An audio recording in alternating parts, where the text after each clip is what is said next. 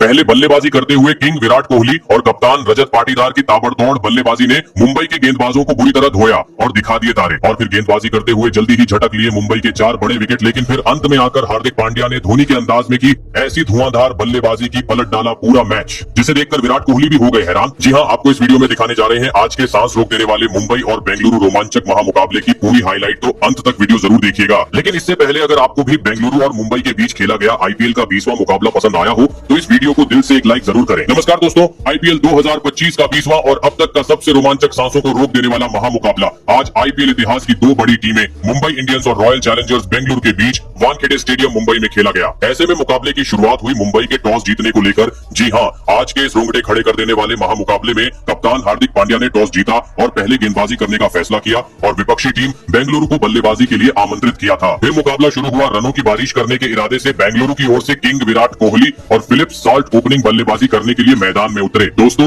इन दोनों ही बल्लेबाजों के कंधों पर इस महामुकाबले में अपने टीम को एक विस्फोटक ओपनिंग शुरुआत दिलाने की बड़ी जिम्मेदारी थी। लेकिन दोस्तों, मुंबई के खिलाफ इस महामुकाबले में बेंगलुरु की शुरुआत काफी खराब रही। जी हां, भले ही पहले ओवर की पहली गेंद पर स्ट्राइक पर खड़े बल्लेबाज फिलिप्स सॉल्ट ने एक जोरदार चौका जड़ा, लेकिन दोस्तों गेंदबाजी कर रहे ट्रेंट बोल्ट ने ज्यादा वक्त तक फिलिप्स सॉल्ट को ज्यादा वक्त तक क्रीज पर नहीं टिकने दिया और दूसरी ही गेंद पर सीधा क्लीन बोल्ड करते हुए जल्दी ही बेंगलुरु को एक बड़ा झटका दे दिया। आपको बता दें, फिलिप्स सॉल्ट आज मात्र 4 ही रन बना सके। ऐसे में जल्दी ही पहला झटका लग जाने के बाद अब मैदान में उतरे देवदत्त पडिक्कल और आते ही एक बेहतरीन चौका जड़ते हुए उन्होंने अपना खाता खोला। दोस्तों, भले ही पहले ओवर में फिलिप्स सॉल्ट के रूप में बेंगलुरु को एक बड़ा झटका लग चुका था, लेकिन इसका दबाव मैदान में मौजूद किंग विराट कोहली और देवदत्त पडिक्कल के ऊपर बिल्कुल नहीं देखने को मिला और इसी के चलते मैच का तीसरा ओवर दोनों ही बल्लेबाजों ने बुरी तरह फोड़ डाला और गेंदबाजी करने आए ट्रेंट बोल्ट के परखच्चे उड़ाते हुए इस ओवर में 2 करारे चौके और एक गगनचुंबी छक्का जड़ते हुए पहले 3 ओवर में ही बेंगलुरु को 35 रनों तक पहुंचा दिया। दोस्तों, मुंबई के घातक गेंदबाजी के सामने अलग ही तूफान आज बेंगलुरु के बल्लेबाजों से देखने को मिल रहा था,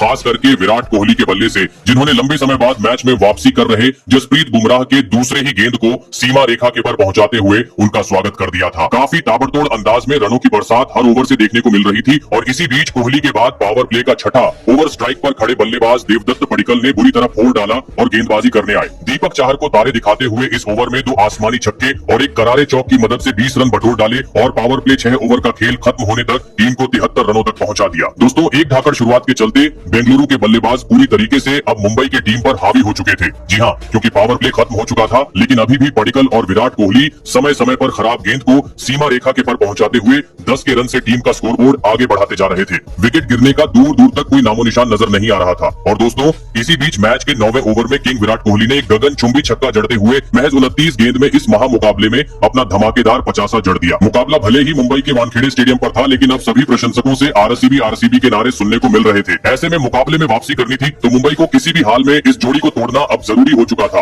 और दोस्तों, आखिरकार ये काम करके दिखाया विघ्नेश पुथुर ने, जिन्होंने 9वें ओवर की अंतिम गेंद पर देवदत्त पडिक्कल को बाउंड्री पर विल जैक्स के हाथों कैच आउट करवाते हुए बेंगलुरु को दूसरा झटका दे दिया। आपको बता, देवदत्त पडिक्कल 37 रन की पारी खेल आउट हुए। ऐसे में 2 बड़े बल्लेबाज पेविलियन लौट जाने के बाद अब विराट कोहली का साथ निभाने मैदान में उतरे कप्तान रजत पाटीदार। लेकिन दोस्तों, इसके बाद जैसे ही जसप्रीत बुमराह ने गेंदबाजी की कमान संभाली, अचानक से बेंगलुरु की रन गति काफी धीमी हो गई। 10 के रन रेट से आगे बढ़ रही बेंगलुरु अब सीधा 8 के रन रेट पर पहुंच गई। हर ओवर से कभी 3 तो कभी 4 ही रन देखने को मिल रहे थे। लेकिन दोस्तों, अंततः 13वें ओवर रजत पाटीदार अपने हाथ खोलते हुए नजर आए, जहां पर उन्होंने गेंदबाजी करने आए हार्दिक पांड्या के खिलाफ 2 जोरदार चौके जड़ हुए और इस ओवर में 12 रन बटोर डाले। दोस्तों, इस एक ओवर ने बेंगलुरु के बल्लेबाजी के मोमेंटम को पूरी तरीके से बदल डाला था, क्योंकि इसके बाद अगला ओवर भी बेंगलुरु के हित में रहा, जहां पर किंग विराट कोहली और रजत पाटीदार ने मिलकर 2 छक्के और एक चौका जड़ डाला। दोस्तों, बेंगलुरु की टीम अब एक बार फिर रफ्तार पकड़ती हुई नजर आ रही थी, लेकिन तभी मैच का 15वां ओवर लेकर आए कप्तान हार्दिक पांड्या ने अपने गेंदबाजी का जादू बिखेर दिया और एक ही ओवर में बेंगलुरु को दोहरा झटका दे दिया। जी हां, पहली गेंद पर सेट हुए बल्लेबाज किंग विराट कोहली को बाउंड्री पर कैच आउट करवाते हुए पवेलियन का रास्ता दिखाया, तो वहीं इसी ओवर की तीसरी गेंद पर मैदान में उतरे नए बल्लेबाज लियाम लिविंगस्टोन का भी पत्ता साफ कर दिया। आपको बता दें, किंग विराट कोहली 67 रन की धमाकेदार की पारी खेल आउट हुए, तो वही लियाम लिविंगस्टोन आज अपना खाता भी नहीं खोल सके। दोस्तों, लगातार इन 2 बड़े झटकों के चलते अब मुकाबले में मुंबई की टीम वापसी करती हुई नजर आ रही थी, क्योंकि 4 प्रमुख बल्लेबाज अब पवेलियन की राह पकड़ चुके थे। ऐसे में अब मुंबई के गेंदबाजों का सामना करने मैदान में उतरे जितेश शर्मा। जरूरत थी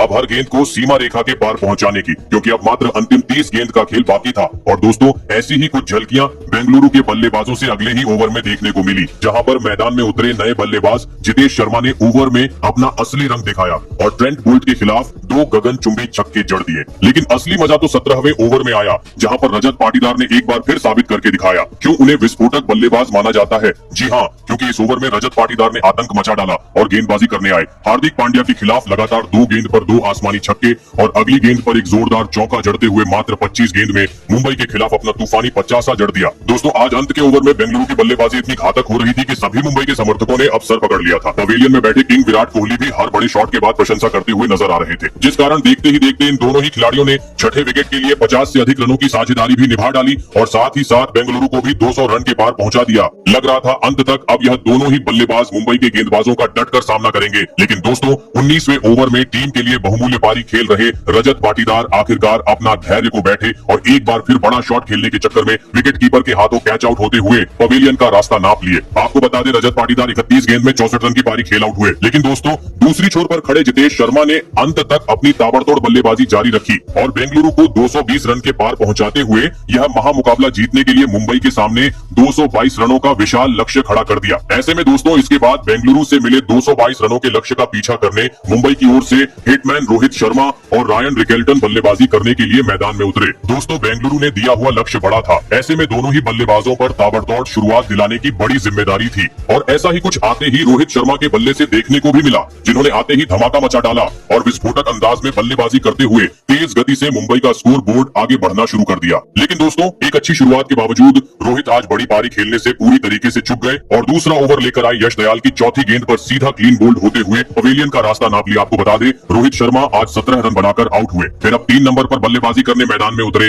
विल जैक। दोस्तों, भले ही रोहित शर्मा अपना विकेट गंवा चुके थे, लेकिन मैदान में मौजूद रायन रिकेल्टन काफी ताबड़तोड़ अंदाज में बेंगलुरु के गेंदबाजों के सामने आज नजर आ रहे थे, क्योंकि हर ओवर में उनके बल्ले से तेज चौका देखने को मिल रहा था और इसी के चलते 3 ओवर में ही मुंबई में 30 रन का आंकड़ा भी पार कर लिया। परंतु दोस्तों चौथा ओवर लेकर आए जोश हेजलवुड ने कमाल कर डाला और चौथी गेंद पर टीम के लिए खतरा साबित हो रहे रायन रिकेल्टन को एलबीडब्ल्यू आउट करते हुए मुंबई को दूसरा झटका दे दिया। आपको बता दें, रायन रिकेल्टन 17 रन बनाकर आउट हुए। दोस्तों, पावर प्ले में ही 2 बड़े झटके लगने के चलते आज मुंबई पहले 6 ओवर में मात्र 53 रन ही स्कोर बोर्ड पर लगाने में सफल हो पाई थी। दोस्तों, भले ही पावर प्ले में मुंबई को एक बेहतरीन शुरुआत नहीं मिली थी, लेकिन बेंगलुरु ने दिए हुए लक्ष्य के करीब पहुंचना था। तो अब मैदान में मौजूद सूर्य कुमार यादव और विल जैक को अपनी जिम्मेदारी को समझते हुए बड़ी पारी खेलना जरूरी था। और दोस्तों ऐसे ही कुछ झलकियां मैच के 8वें ओवर में देखने को मिली, जहां पर दोनों ही बल्लेबाजों ने अपना बेहतरीन खेल दिखाते हुए कुणाल पांड्या के खिलाफ 3 चौके बटोर डाले। लेकिन दोस्तों सूर्य कुमार यादव का साथ निभा रहे विल जैक ज्यादा वक्त तक बेंगलुरु के घातक गेंदबाजों का सामना नहीं कर पाए और मैच के 10वें ओवर में बड़ा शॉट खेलने के चक्कर में बाउंड्री पर किंग विराट कोहली को एक आसान सा कैच थमाते हुए पवेलियन का रास्ता नाप लिया। आपको बता दें, विल जैक 22 रन बनाकर आउट हुए।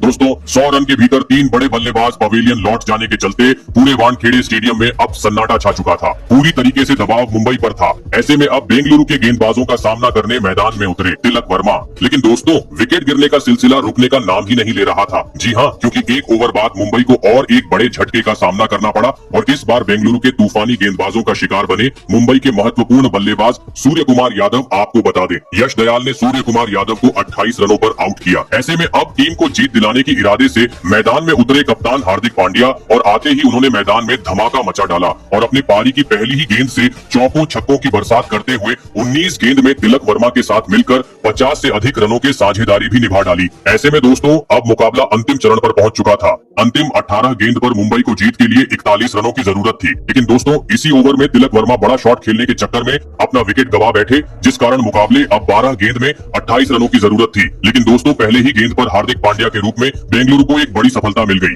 लेकिन इस ओवर में नए बल्लेबाज मिचेल ने एक गगनचुंबी छक्का जड़ दिया, जिस कारण 6 गेंद पर 19 रनों की जरूरत थी। लेकिन दोस्तों इस ओवर में मुंबई ने अपने 3 बड़े विकेट गवा दिए, जिस कारण अंततः बेंगलुरु ने यह महामुकाबला 12 रन के अंतर से अपने नाम कर लिया। तो आपको कैसी लगी हमारी ये वीडियो, कमेंट करके जरूर बताइएगा। धन्यवाद।